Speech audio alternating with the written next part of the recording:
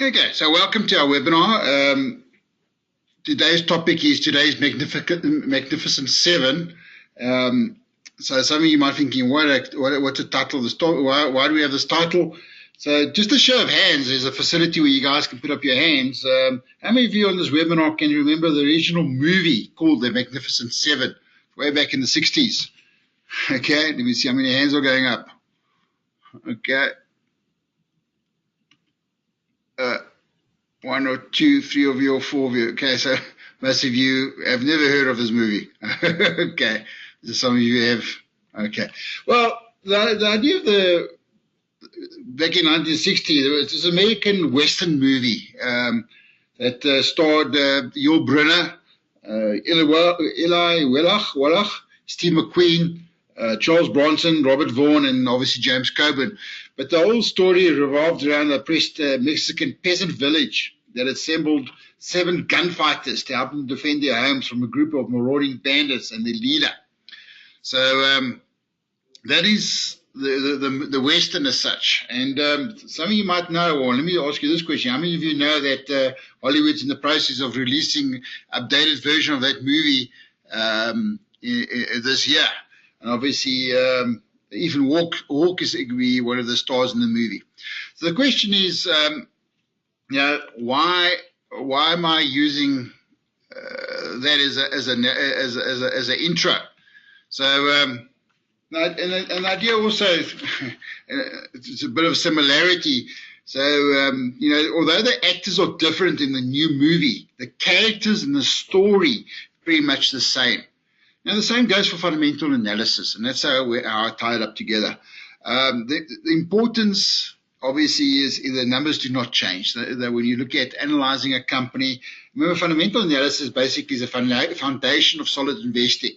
Now, you as an investor helps you, looking at fundamentals helps you understand the underlying health of the company, and you use various, call it financial documents, or you want to look at financial ratios, and that's, you get it from the income statement, the balance sheet. I'm referring to the old income statement, the old balance sheet, but the earnings numbers and other indicators that help you determine what's the economic health of the company. And from these fundamentals, you as an investor would evaluate the company and see if it's undervalued or overvalued. So my main objective as an investor is to beat the market or outperform inflation, number one, but also to pick the winner. So it's not to do with stock picking, yes, number one, but and I've got an 8-year-old son, and my philosophy always is if I can simplify the market and this is a quote from Peter Lynch, if you're prepared to invest in a company, then you ought to be able to explain why in simple language that a 5th grader could understand, and quickly enough so the 5th grader won't get bored. So this is how it all fits together, is the fundamentals don't really change, valuation techniques, and looking at risk and all those kind of things. Okay, so my objective today, we're going to go through very quickly. My objective today with this webinar, after this webinar, I want you to, my objective is obviously to create awareness, to show you, those of you that don't know our website, the research tools available on our website that saves you a lot of time, and also the process, how to find the gold nuggets, the companies that give you the potential for growth. Yeah, but also to provide you as an investor various options. And we're going to look at 7 companies today. And the idea is for you to make better, well-informed decisions and ultimately have peace of mind in your portfolio. So the current situation I think for a lot of people, and it'll be on the next slide, is that there's a lot of uncertainty, there's a lot of volatility, and the people are begging the question, is there still value in the market? And we'll be addressing that question. So the ideal situation is obviously to think more of a longer term. Over the long term, volatility is smoothed out. But as a value investor, the idea is to stick to your guns, and excuse the pun. Stick to your guns, stick to your knitting, and that's what it's all about. So let's get into it. What is the current situation? So what I've done is just a quick intro, is to get a quote from Brian McKnight. I want people to take a step back, take a deep breath, and actually look at something with a different perspective. And that's just my objective today, is to look at things with a different perspective. is pockets of value on the market, but most people never do that. So we hurdle from day to day instead of looking at the big picture. So that's just a bit of an intro into the next slide. So here I've got the top 40 index, which is a barometer of all the top 40 large cap stocks. This is showing you the last 4 years, 5 years. You can see the market is a good little bull run for the last 3-4 years. And for the last, say, 2 years, we've been moving sideways, a bit of a consolidation period. But from a valuation point of view, this is the PE or the PE ratio of the top 40 index. We're trading at a 21. Okay, on average, we've been down to about 16, and we've been as low as 12. That's in the last 4 years. The lower the PE, the better. Price earnings multiple, and I'll explain that in more detail a bit later. The inverse of the price earnings multiple is the earnings yield. You can compare it loosely to a bank. What would you prefer, 8.5% returns on your money or 4.89? And that's where we're at the moment. So this just works inverse. And then obviously from a dividend point of view, the average dividend yield on the market at the moment is 2.81. This is looking at the top 40 index, the large cap stocks. The next 60 companies, we call that the mid caps.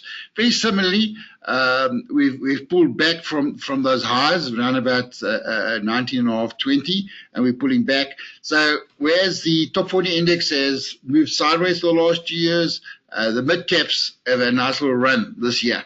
But I can see a bit of profit taking coming in, and then the price is falling back. And maybe we'll see this move out of mid caps into the large caps. Remember, a lot of the large caps are rand edge stocks and things like that. Okay. Let's get into another quote here from Prati. When you step away from doing something that you have always been doing, and then you return to it, you have a different perspective. So those of you who haven't looked at fundamentals for a while, this is where I'm using this quote. You get the desire and the will to strike at everything. So, yeah, that is just as an introduction to the current situation. So what is the ideal situation? So the ideal situation, obviously, and I always use Warren Buffett as an example. And I'm going to look at using, call it his secret formula, or basically his investment philosophy. So this is a quote, it's a combination, this is from his Berkshire Hathaway report. Warren Buffett and his partner, Charlie Munger, says, we select such investments on a long-term basis, weighing the same factors that would be involved in the purchase of 100% of our operating business. What I mean by that, they look at favorable long-term economic characteristics and competent and honest management. And what's also important, this is from the value point of view, purchase price attractive when measured against the yardstick, and we'll use various yardsticks just now, of value to a private owner. And also very importantly, an industry in which we are familiar and whose long-term business characteristics we feel confident to judge. So something that you get involved with, something you understand. So based on those 4-5 criteria, do we just take us out of the way here? We are full house now. We've reached our capacity. Okay. Here's a quote from Warren Buffett. When we own portions of outstanding businesses with outstanding management, our favorite holding period is forever. And as I was saying just now with being a value investor, and I think this is one of Warren Buffett's secrets. He's a long-term investor. He writes it all out. So how do we get there? On our website, on the PSC Wealth website, we've got a tool called the value filter, or the search function. So once you've logged in with your username and password, you click on research and you click on search button.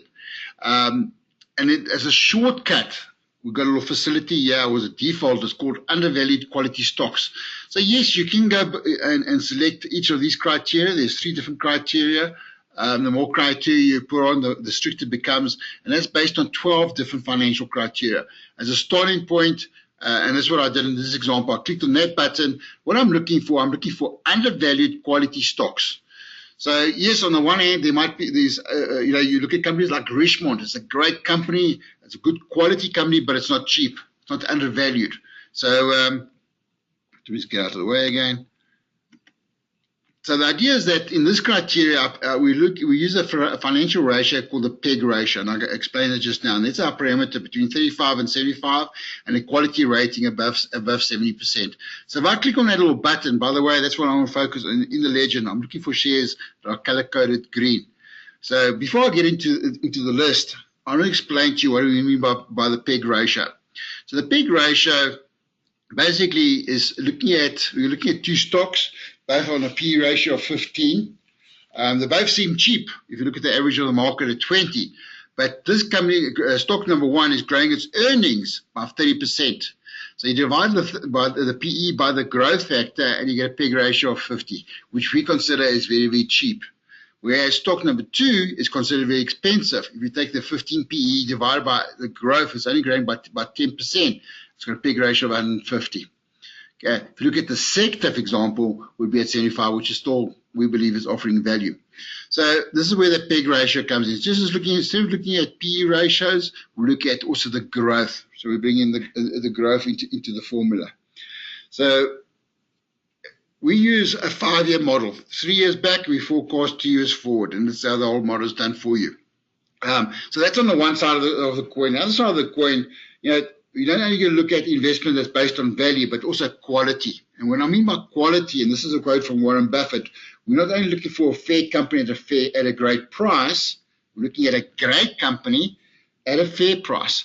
So what is quality? When we look at quality, what are the characteristics of a good quality company? So first of all, we're looking for a company that's growing ahead of the market. So its products are there, its demand for its products, it's selling a profitable product. It's producing above average returns, earnings on your capital. So yeah, we talk about the magic of compounding. For every R1 invested, I want to get much more back. It's generating healthy cash generation. Looking for shareholders, it's paying out a healthy dividend, and it's obviously got manageable debt levels. So that's very broadly what we consider as a quality company. Going into more detail, there's various financial ratios we would use to help us quantify the quality rating. So first of all, we look at profitability. So as long as turnovers are way above inflation, that's number one. The normalized operating margins are quite high relative to the sector. We'll talk about operating margins a bit later.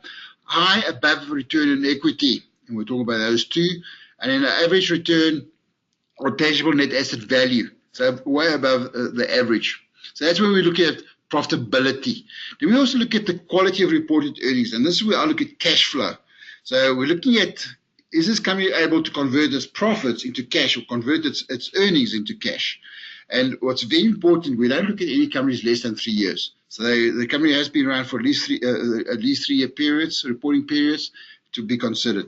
Then we look at dividend policies, and we look at the amount of dividends paid out as a percentage of its earnings. And the average of the market is about a third. So the more the better, but obviously we're looking at sustainability. We look at interest cover, and that's also we're looking at, you don't want to go into a company that's going to go bankrupt. So interest cover together with the cash flow, very, very important. Okay. So let me just turn this off. Sorry, I realized my webcam was still on. Okay, I hope that speeds things up a bit. So a little message popped up here. Sorry guys, I don't see there's okay. Looks like everything's okay. Okay, sorry about that guys. I thought the webcam was off. Okay. So hopefully you guys can hear me clearly now. Yeah, and then obviously when we look at these ratios, we take all these ratios together and then we weigh them. And we mark it out of 100. The higher the value, the better the quality company. So in our criteria, we're looking for companies that have a weighting of more than 70. Okay.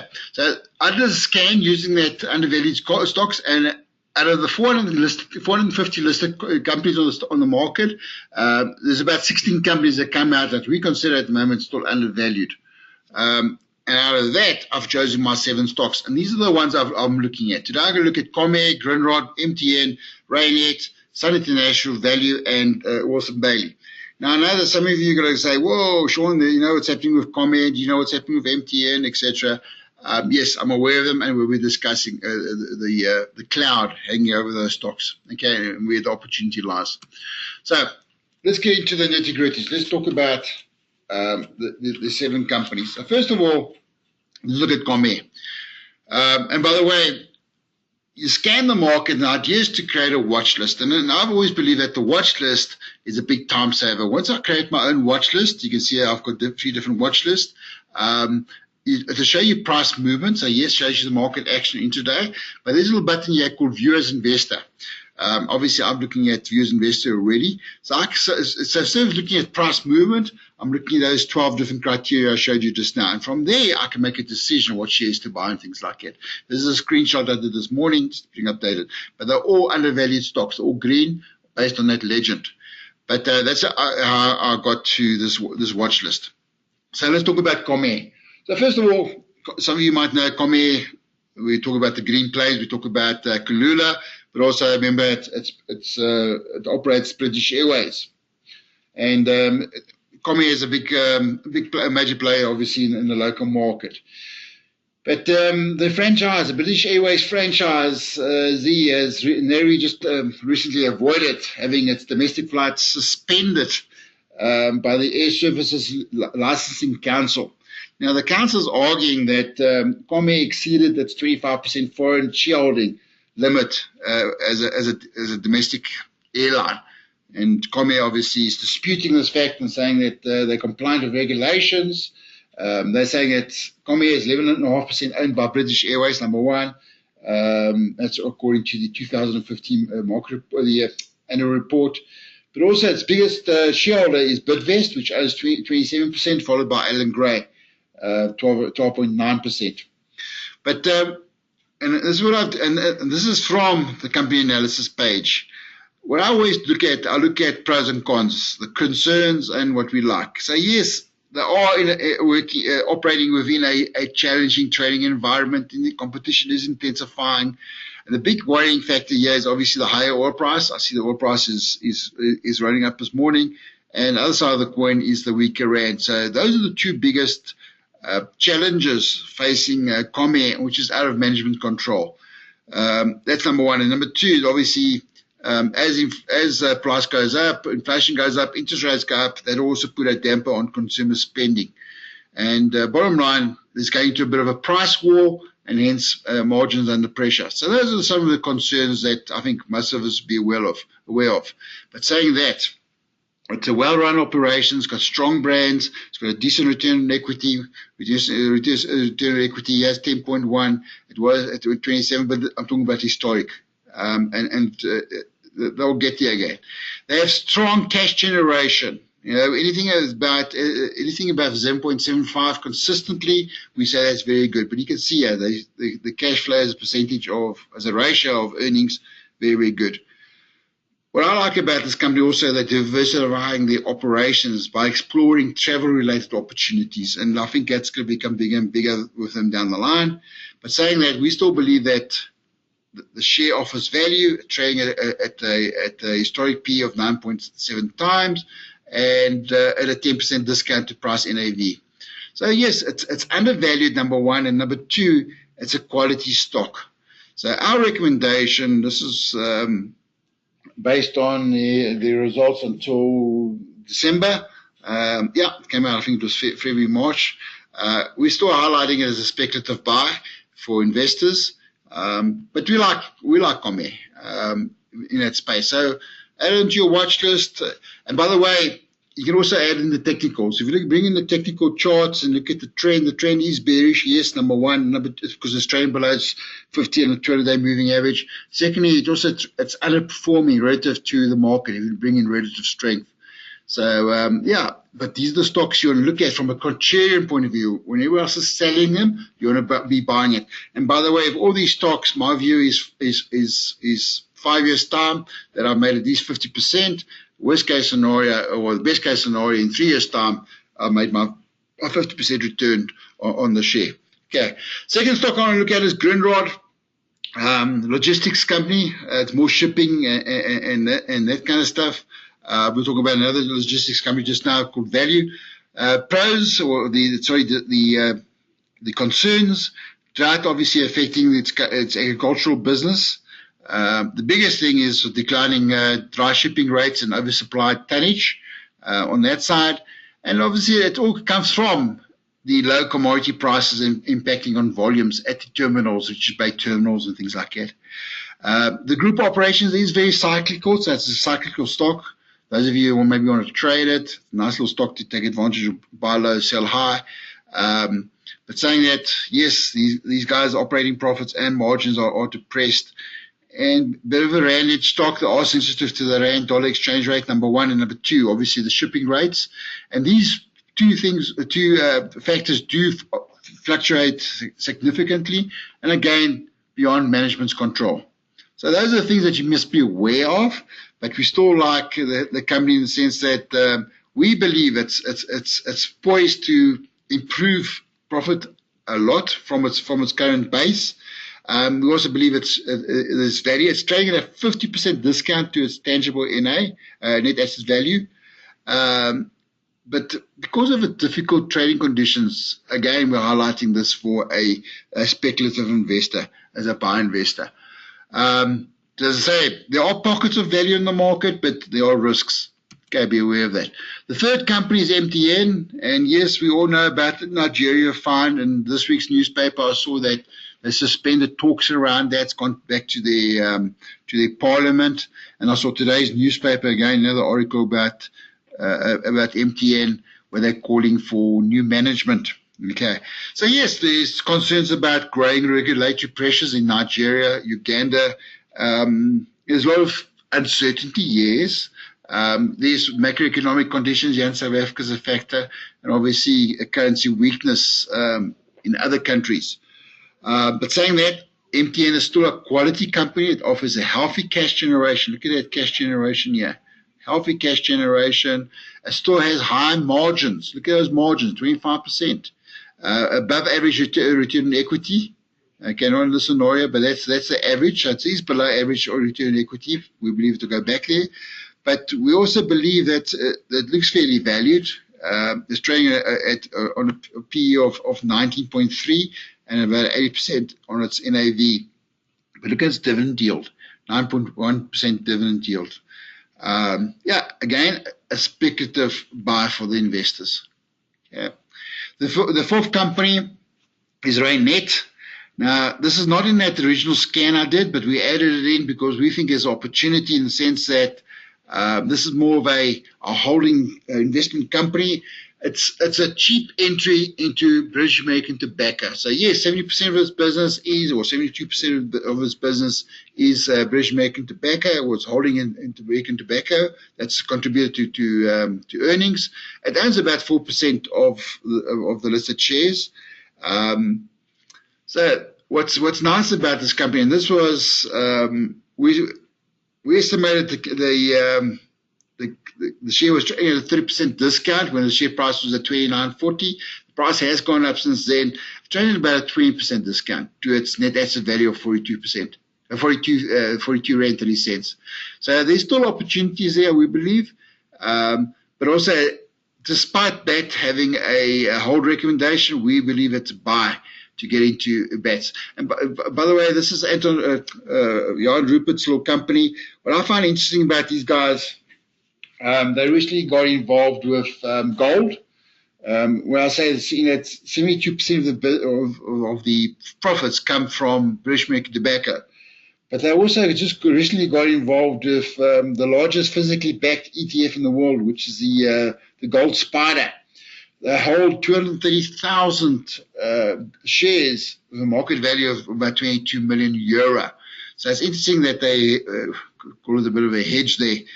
But also I find, those are the two listed elements to Reinet. And I find interesting is that they've got an unlisted portion which contributes 16% to the NAV, which is the Pension Corporation. Now, they own 43% of Pension Corporation. There's a move from, remember the good old days, we used to have what they call defined benefit funds. A lot of companies want to move this off their balance sheet. Now, Pension Corporation buys it from them, obviously at a discounted price. But what's interesting to note is that Pension Corp has about 14 billion pounds of assets under management and has over 100,000 pension fund members. So it's interesting there where these guys are going. So it's not only the story around bats, is around that pension funds and as well as the gold. But we believe there's an opportunity with the discount on against the NAV. The fifth company is Sun International. Some of you might know what's happening there. There's pros and cons. If you compare Sun International to Tsogo, Tsogo-San, where Sun International is getting rid of properties to finance the expansion. They're doing a big project in Menlyn. That license there, they want to focus on that, where Tsogo is buying up assets. So it's interesting to see this mixture between the two of them. I like Sun International. Yes, there are pros and cons. There's pressure on the casino business. The hotel business is doing okay. Well, we're plodding along there. But we are concerned about the high-level gearing. And Sun International's always used gearing to expand their business. And that's why they're going to get rid of some of their properties now to get rid of the gearing. This is how they always operated. But they always had good cash flow. And that's why these guys have always been involved in that kind of business model. We are concerned about the regulatory environment in the gaming industry, but that's part of the game.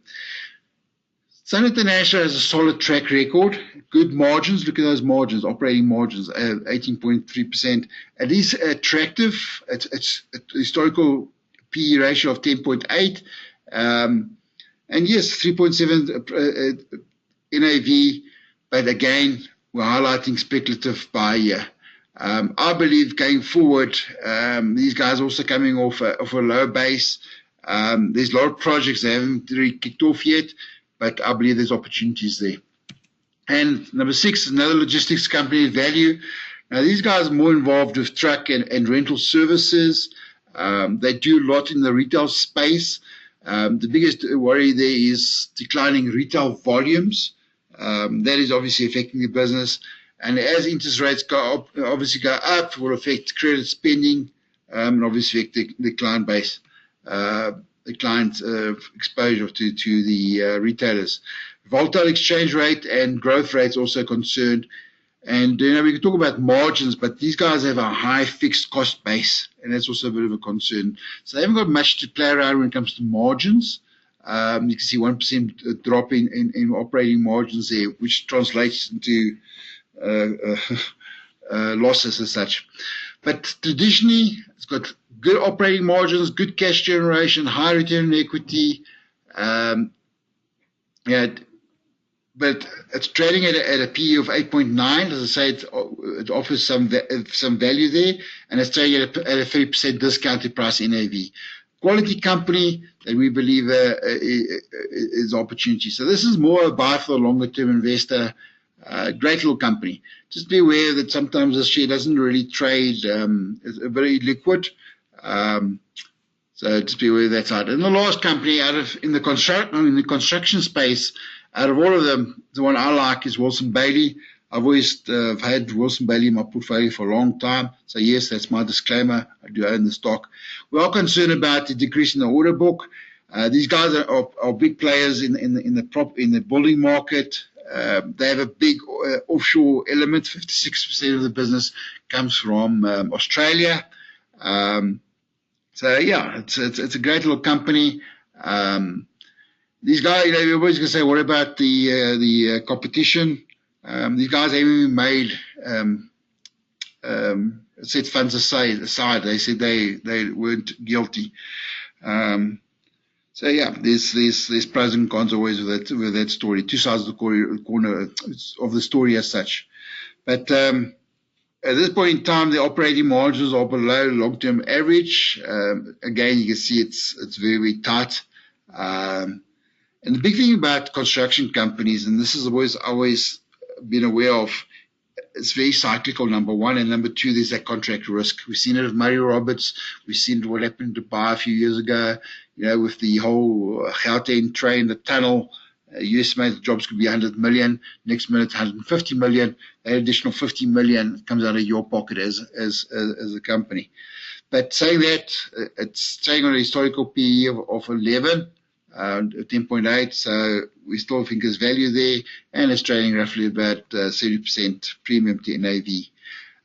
Dividend yield, about the average 3%. We suggest those of you that do hold it still to carry on holding. But I believe, and this is from a technical point of view, the share has come off. It's a bit of a moving sideways, so there's been a bit of a recovery in the stock. So I like the company. So So guys, I know you guys might have some questions. On our research platform, I want to highlight first of all, create those 3 watch lists and split them up: financial shares, industrial shares, and mining resources. And from there, you can link through to the share info page. And on the share info page, click on the research tab, takes you through the company analysis. But use the value and the quality filter to scan the market. So both these tools help you save time. Okay. And then also you can look at our recommendations, our top 10 large cap stocks, top 10 small caps, and there's also undervalued quality stocks. So those of you as a starting point, don't know what to look at, maybe look at our recommendations. And then also on the equity platform, those of you that don't have an account with PSG yet, now we do offer direct market access. You can place your orders after hours, and you've got a facility where you get price alerts and stop orders. Our brokerage works on a sliding scale. 0.9% for the first 25,000, middle of 98 Rand, and we have a monthly admin fee. So that's what, in this context today, if you look at our equity platform, you can also play around on our simulator, how the platform works, but also you have access to research tools that won't cost you anything. Okay. There's a quote from Warren Buffett before I handle any questions. Long ago, Benjamin Graham taught me, remember it was his mentor, taught me that price is what you pay, and value is what you get. Whether we're talking about stocks or stocks, I like to buy quality merchandise when it's marked down. Now, all these stocks, except for maybe RandNet, which has had a good little bull run, and Wilson Bailey, all these stocks have had been knocked down. The market has sold them off. I believe there's opportunities, but they're still quality stocks, and that's what I want to highlight it for you today. Okay, let's see what questions you guys have. Cool. Whoops. Sorry. Get back there again. Questions. Okay,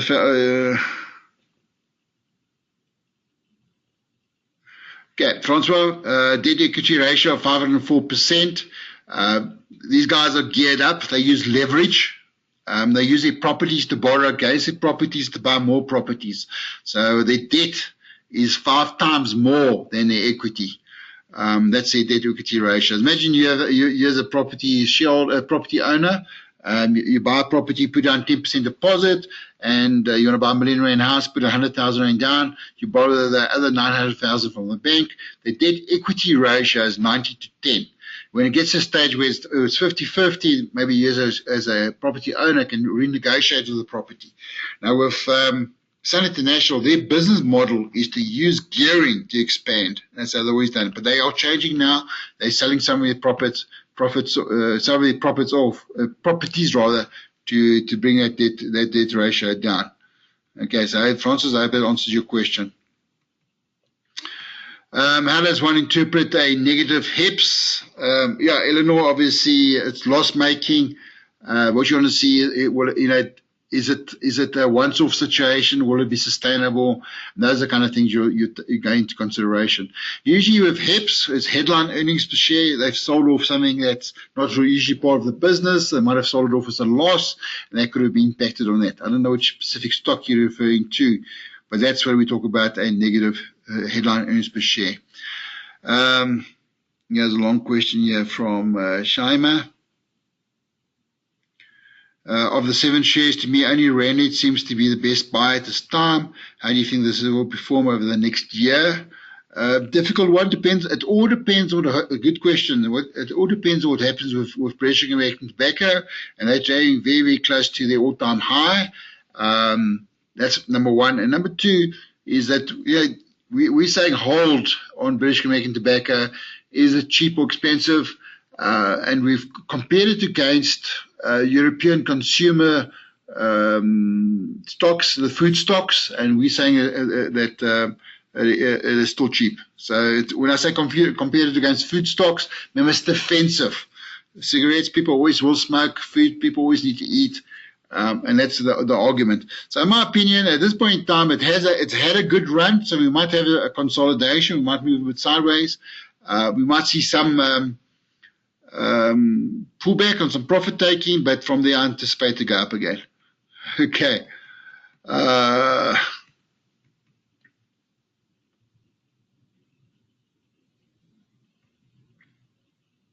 You have not okay, Jan, I've not referred to market cap. Most of these stocks are on the top 100 anyway, Jan. So it'd be either mid caps or large caps. Okay.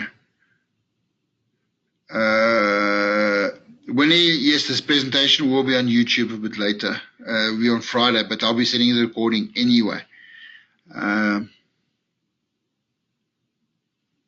Good question here from Heinrich. What impact will the credit downgrade have on the market, and which sectors will be least and most affected?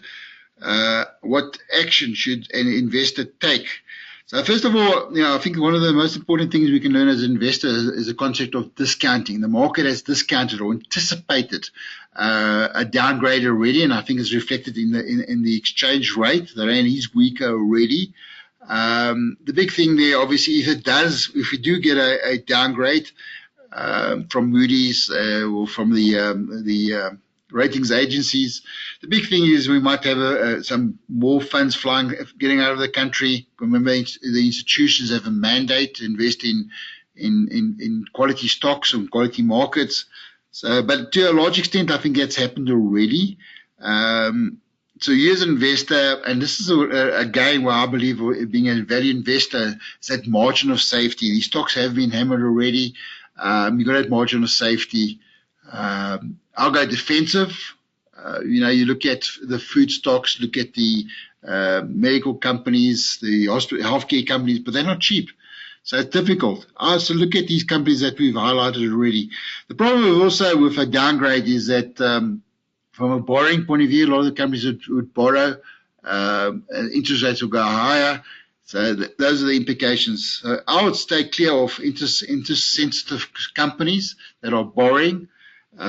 Be careful of banking stocks to a certain extent. Obviously, they've made allowances for bad debt, but if interest rates go up, there'll be more bad debts coming in on track.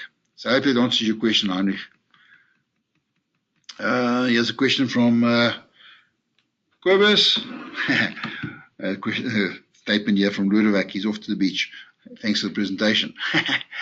What is the best way to negate misleading PE ratios? As the example, currently high based on historical performance, although future prospects may be extremely negative. That's exactly why we use the PEG ratio. So bring in the growth factor. I think that's important. PEG ratios and price NAV, those kind of things. So look at our research tools on our website. PEG relative to return on equity, PEG relative to net asset value would negate some of those call it disadvantages around the PE ratio. Francis, what is a debt equity of negative 88.5%? These guys don't have debt. So when you see negative debt, they cash flow. Okay. Chris, unfortunately, I can't give you a view on Ellie's. I haven't looked at it for a while, but I'll answer you by follow-up email. Good question, Dion. Why do I consider Reinet if they do not pay dividends? So, it's not a dividend play in this example. I'm looking at more the discount to NAV as a value play. So I hope that answers your question too. Okay, here's a question from Gary Rolfe. Can you do analysis presentation for international stocks? The challenge, Gary, with international stocks is getting access to information. So yes, I use Google Finance to get some of the ratios. I am spoiled with our website with the PEG and things like that. I use it. Some of you might, I know a lot of you on this website do use it. I use a program called VectorVest 7. And that combines fundamentals and technical together. So I have access to the South African market as well as the US markets. So that helps me with a bit of valuation. But the challenge is doing an analysis on those international stocks. It's such a big market. But we'll revisit that again in the future. What version of Metastock am I running? Rupert, I'm running, I think it's version 9, so I'm way behind. But it's suitable for my needs. It should work on Windows 7 anyway. So, Rupert, I hope that answers your question. Okay. Okay, so looks like those are all the questions. Thanks for the questions, guys. Thanks for participating. Just quickly, just to sum up, if you want more information, go to our website, go look at our research tools, go play around with our trading platform, especially the simulator, understand how it works. But what I want you guys to get from this presentation today is the tools available for you. Value filter, the watch list, and company analysis. These are tools to help you save time. Doesn't still, you still need to get hold of the financials and go through the numbers, understand the company. And it goes back right to my statement right in the beginning. Behind every stock is a company. Find out what it's doing. Okay, what is its story? So those are my magnificent 7 that I want to highlight today. Hope you found benefit out of this presentation. As I say, go to our website, go look at the stockbroking website. There's a link through to the research tools, explains what we have on offer. Next week, we're discussing how much do you need to retire, how much is enough. The week after that, we're talking about currency futures. The week after that, we're talking about trading index futures. And in the middle of June, we're talking about how to hedge using single stock futures. But I hope you've enjoyed today's presentation. There's my contact details. And anything I've highlighted today, again, this is not for you to rush out and go buy the shares blindly. This is a disclaimer. It's for education purposes. So there are risks involved. Be aware of those risks. But remember, my whole objective of this presentation is for education. I'm not a financial advisor, so I'm not eliciting any business from this presentation. But guys, thanks a lot for being on this webinar. I hope you've enjoyed it. It was worth your while. Until next week, all the best. Bye for now.